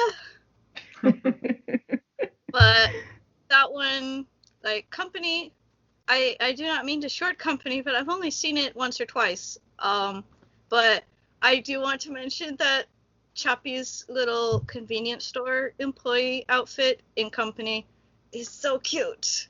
And also she and Tama-chan wear yukata and go out on a little date. And I'm like, it's so cute. Yeah. But Baddie is the one where Ueda Kumiko looked at Chappie and was like, yes. So there's a lot of very, very, very good outfits for Chappie. And because Baddie is a plotted review, so there are characters and there's a storyline. So she and Throughout the Tama-chan, whole story, or throughout the whole review. yeah, so she and Tama-chan are like feuding, but it's also got extremely good music and really excellent aesthetic and dance scenes. Like Ueda Kumiko joined the company to do reviews, so you can kind of tell that like if she joined in the mid, like she joined in like the mid to early 2000s, so she's had a while to study. She's been waiting for this. She's just I'm so ready. Whenever they give me the call, I'm so ready. Yeah, just in terms of like the science of how to make a review work really well, she really has it down. And she and Tama-chan have some really, really good scenes, like the part where they're like handcuffed to each other was very good. And then there's also this scene where she's like on a stakeout at this like fantasy seafood restaurant. So she's in this giant sort of mermaid dress. No, she's a clam. Yes, something like that. So Chappie's a clam, and a friend of mine said that like the lyrics to the song are kind of like you have to touch her gently so that she'll open up. Oh, wonderful. Sometimes I'm like glad that I don't try to translate review songs as I'm watching. Like I only translate review songs for people if I'm like specifically trying to torment them, because I'm like, yes.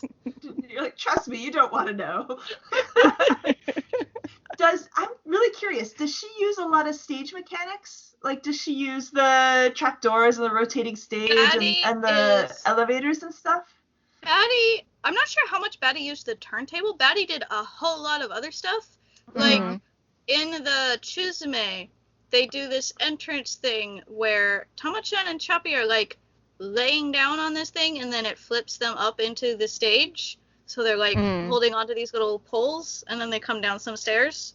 And then all kinds of other things like that. And then there was a lot of heavy use of the elevators in the opening. Cool. And some other things. Like, it's technically and budget-wise a very big show. Yeah. I'm just curious because I feel like the younger directors don't use the stage mechanics as much as the older directors do. But that might I feel like some of them are a bit shy, whereas Koike Shuichiro is like, he knows what he can throw at the turntable and make it stick. Yeah. But Ueda Kumiko, I feel like, has never really, like, she likes to do things. She was very creative with that. So I think she brought in a lot of new things that aren't normally there. Cool. Put it that way.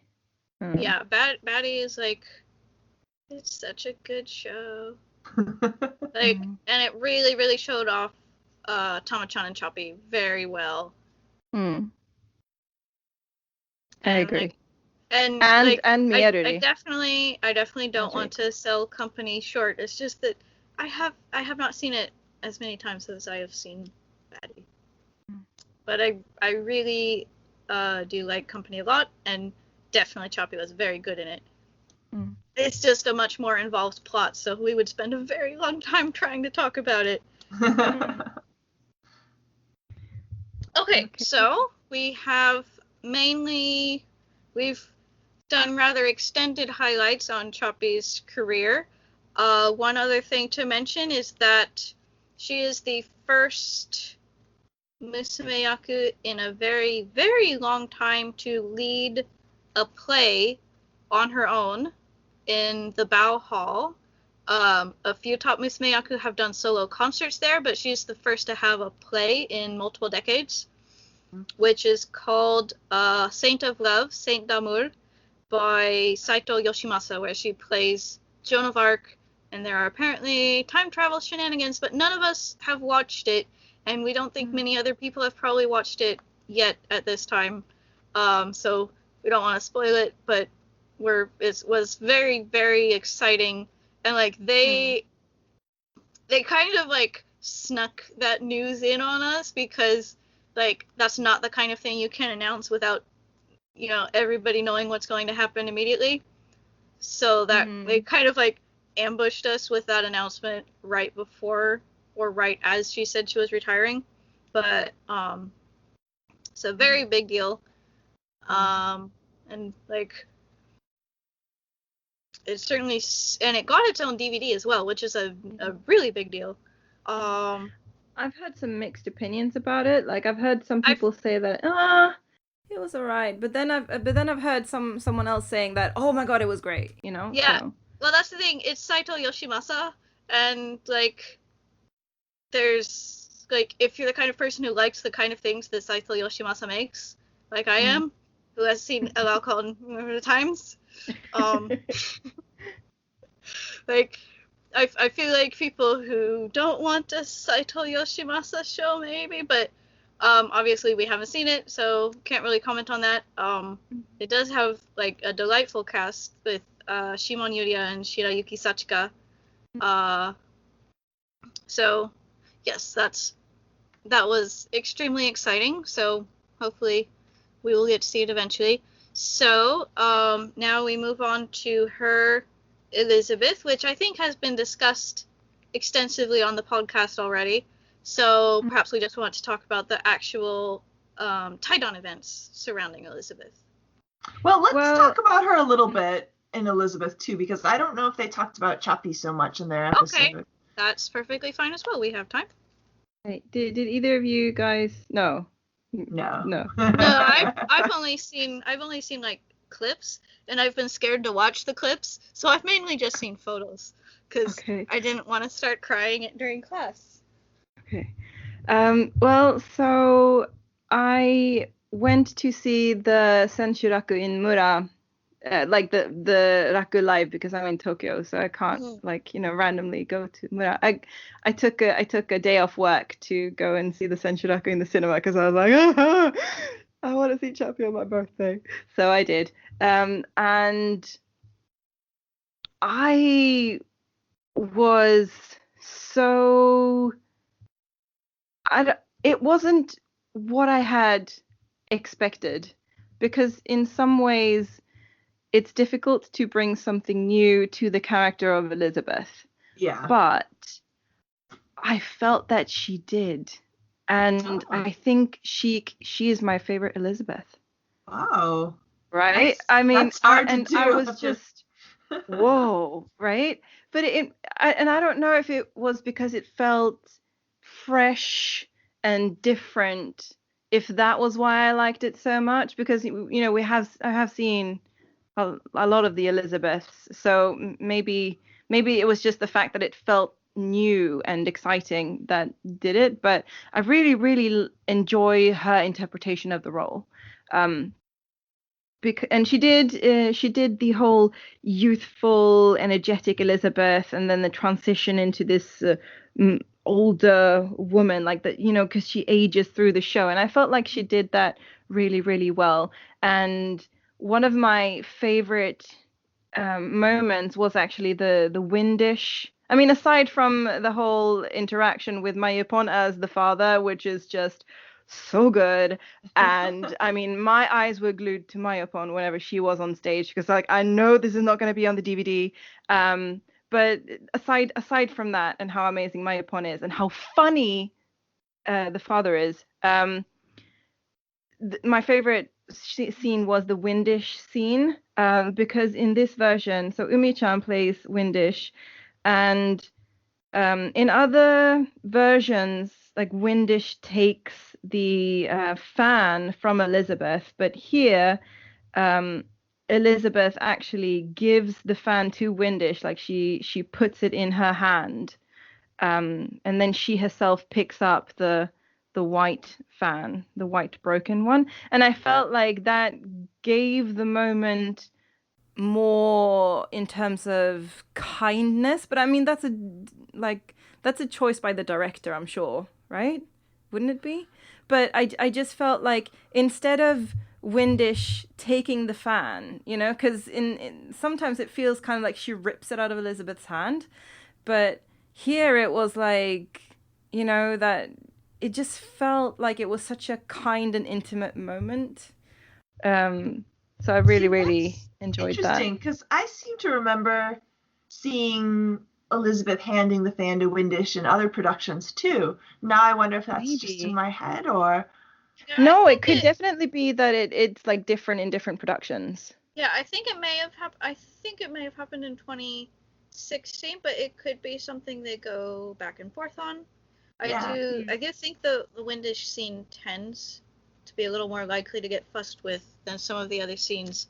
But like that's like one of the main things I'm looking forward to Chuppy's Elizabeth for, because like 45% of my enjoyment of Elizabeth is how much that scene makes me cry. Oh. So I'm expecting that it will deliver. Yeah, it was very good. And like Umi-chan like touches Elizabeth's cheek like to wipe away a tear. Ah! You know, your heart just melts. It's like, no, what's going on? And no, I just really enjoyed her Elizabeth. I thought she did very well with the role. I'm happy she got to do it as well. Yeah, that's like I think it is now the bucket list top musumeyaku role.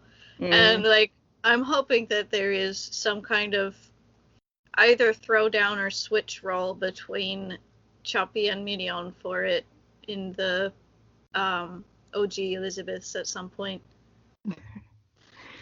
That would be interesting to see. I mean, they both look great. Like Midion also looked fantastic as Elizabeth. It's been a while since I saw her version, so I don't remember quite as much. But Choppy really looks spectacular in all of the dresses as well. She's got the figure for it. Yeah, like she can really, really carry. She's so regal. Yeah, she's like got the height. And when I was in Japan, I went to a photo shoot session at the stage studio with one of my friends, and they wanted to wear the 1789 dress of Chappies. And the thing is so big that for a normal sized Japanese girl, or like even a normal sized girl of any nationality, like they had to put a little box so that the skirt would actually be at the right height. Oh. Is it the real dress from the production? I go back and forth on trying to figure out if they are the real costumes or not. But like I feel like if they weren't, they would fit more people. Huh. But I really don't know. If not, they're extremely close replicas. Sure. Yeah, I have no idea. But they look good. So, I mean... Yeah. If they're going to charge that much money, they better. Like, there is that one from some random Suzukaze Mayo show that I'm like... And it's from the era where they were using those, like, really, really shiny lining satins to make the musumeyaku dresses. And I'm like, where people are still wearing that in 2018? Oh, anyway, like it wasn't even the 80s. It was like 1990. Anyway, that counts as the 80s. That counts as the 80s. So in the photos, it looked as if Chuppy's tie-down flowers were colored to match that dress from 1789, the blue one with all of the pink roses. Did she have two? She had two different bouquets though, right? Like, I've legitimately been too scared to look at photos. I think her Tokyo flowers were different. I can't remember exactly what they look like now. I remember Touka Yurino's because they were shaking and I was looking at them. I was looking more at Chappie's face for her like goodbye speech, and Chappie was saying like that she was really grateful, and she started to cry, and then she was like, "Oh no, I didn't want to cry, but here I am." Like, Naiteshimata. It was like, sorry. Yes. With Chappie, like, sometimes you do go, like, yeah, that's as far as you can get in Takarazuka, because the thing with Takarazuka is that if your rehearsal time is 5 weeks, there is only so much you can do. So sometimes it does feel like on retiring, if you can tell that it's someone who really is intending to continue their theater careers, like, yeah, you are going on to bigger and better things, but we will always love this part of your life. And now, Chappie did not say this, but at her retirement press conference, I believe one of the journalists was like, "Hey, have you thought about Broadway?" Or maybe it was Chappie, and she had said that a visiting director had told her that if her English was at higher level, then she would work on Broadway. I'm not sure, but there was some kind of comment broaching the subject of Broadway. So I wonder if she might consider like studying abroad. Like, it seems like a few gens I want to do in New York once in a while. Like, I don't know. It didn't feel like she was sad to like she has achieved so much. She has accomplished so much. yeah. And so it wasn't crying because she was like being torn away from something. It wasn't like that. It was more like, I'm leaving this part of my life behind. Yeah. It was that kind of crying. And she seemed super duper happy in the morning, you know, with because she was smiling like this big huge smile, and she just seemed so super duper happy, and it was like her day and everything. And so I think it was more like catharsis more than anything else that made her cry. Yeah, it's like, just, you know, the like how huge the moment was rather than actual being sad.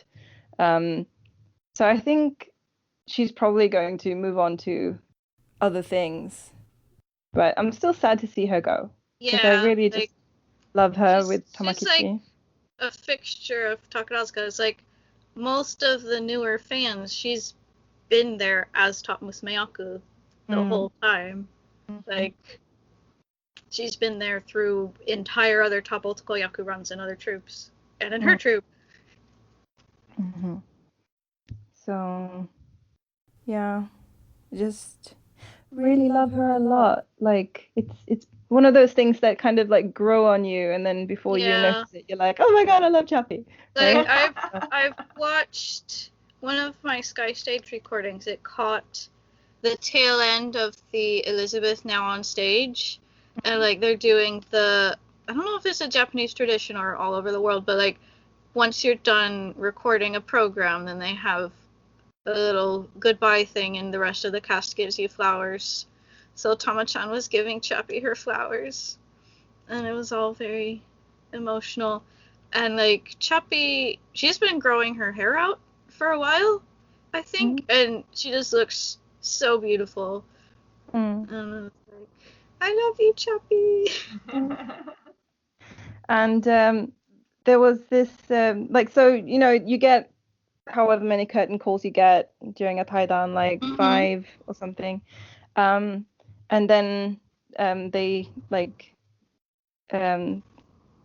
Tamakichi and Chappie like appeared, like after the curtain had gone down, they appear from the side, and Chappie was still crying, and then she started saying like, thank you so much to Tamakichi. She's like, thank you so much for being there for me. And then Tamakichi like points at herself and goes, me? Oh. Like, yes, you. You stupid. Like, oh my god, Tamakichi, come on. So cute. big goof. Tamakichi seems really sweet. Yeah, and I'm so glad she was so good to Chappie, and I'm guessing that Tama-chan like had to either go along or help pull for all of these top musumeyaku bucket list roles that Chappie was doing. So it's like, more props to you. You're a very, very good husband, Tama-chan. Yeah. But also, I mean, I think it's been like a really good run for Tamakichi as well, like Chappie, because like they've had good combi roles, and yeah, I don't feel like Chappie has overshadowed Tamakichi in any way. I feel like they together have been a really good team, and I'm sad to see the end of that era because I've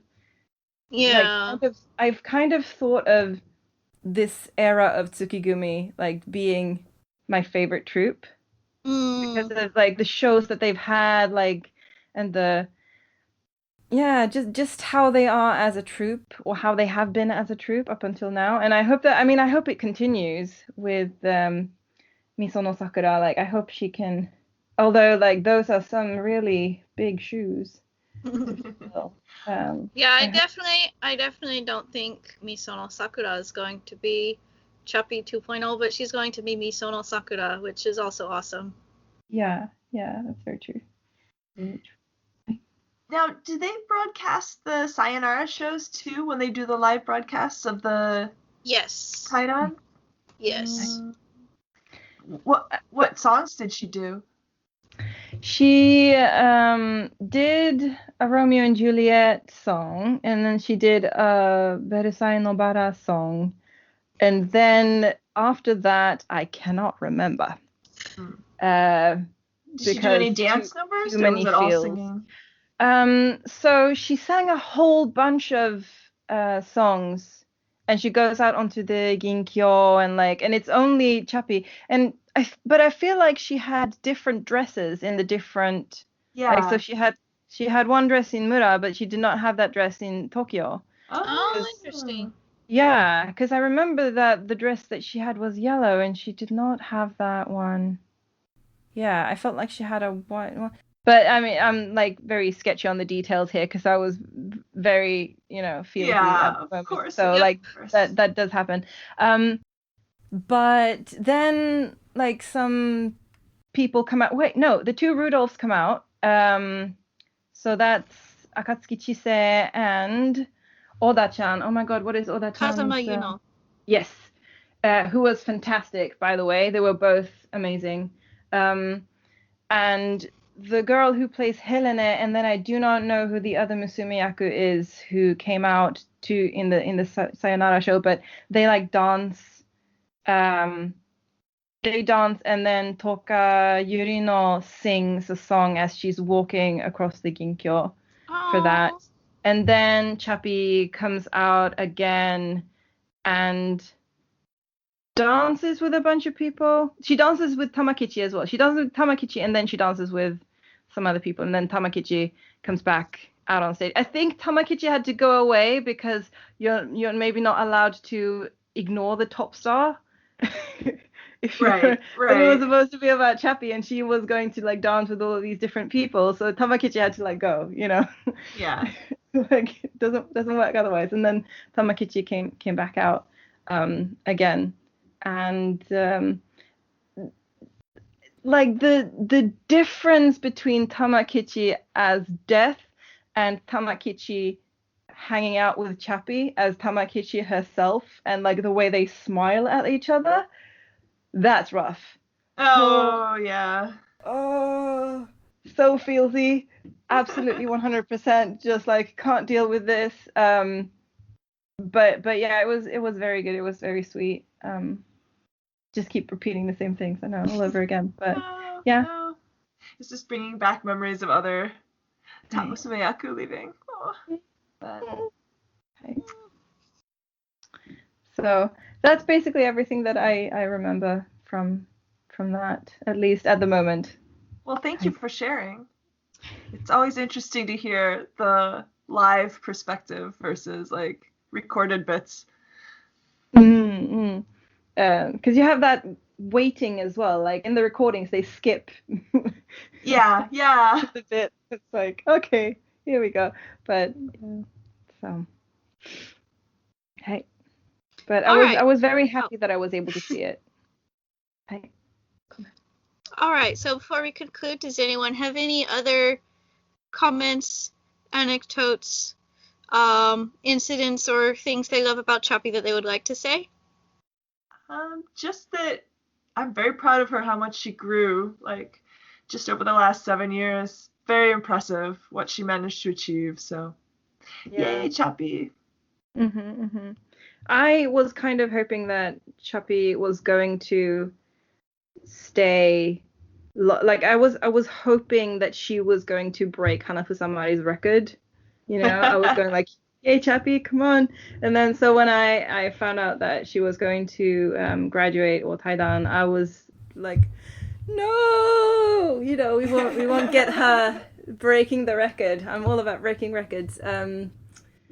So that is a bit sad for me, but I'm thinking that she's got nice, fantastic things waiting for her. So I'm hoping and looking forward to seeing what she'll be doing in the future.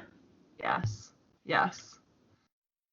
Hopefully, I mean, if she gets married and has kids, that's great. I shouldn't say hopefully she doesn't, but she'll have the cutest kids. Oh my god. Yeah. The next generation. Little chaplets. Hey. All right. How about you, Kitty? Just like I said, she's like, there are two like full casts that I'm very emotionally attached to because they were some of the first shows I watched. So there's the Angel's Ladder cast, Toyoko's Vow Hall based on Pride and Prejudice, and then there's the Alice's Lover cast. So it's always really, really sad to me when one of the members of those casts leave because it means that there's less of them left. And so it really feels like it's like the end of an era, but I know like Chappie seems very satisfied with what she's had and she can do whatever she wants with her life, but I know that she'll be Chappie, so it'll be great. Yeah. I think that is everything. I think we managed to cover it. Well, I would say if the listeners have any other cool anecdotes or stories or anything you want to share, please leave a message in the blog so everybody can read it and hear. Yes, and I'll link any of the translations I've referenced. I think a couple might be in like unfinished drafts that I have to go kick at. More like any Chappie anecdotes, like more love for her would be amazing to see because like obviously we love to hear like little fan stories about it. And I know that she had some of the biggest tea parties that Takarazuka have seen for musumeyaku, because everybody wants to go to Chappie's or Chakai's. But yeah, and there has been one person on Twitter who has added like little nice Chappie bits. Like, so there's like a whole series of short videos of Chappie in different shows. So I think there are about like 40 or 50 clips just that are just like little Chappie bits. So if you want to check that out, if you're feeling the need to get like a dose of Chappie, there is that. We'll have to add that link too. Yeah. Okay. All right. So I think that this concludes our now massive tribute episode to Manaki Reika. Once again, I am your host, Kitty, and with me were Jen in New York and Lella, the Swede in Tokyo. And we're very thankful to everyone who listens to this, and we're especially thankful because this was recorded just after Thanksgiving, although I'm sure it won't be posted by then. And we're very thankful for everything Chappie has done in Takarazuka, and we hope you enjoy this tribute to her career. Thank you very much. Thank you. Bye. Many thanks to Michael B. and the Arcanum String Quartet for their wonderful arrangement of Sumire no Hana Sakugoro. And thank you, listeners, for enjoying our podcast.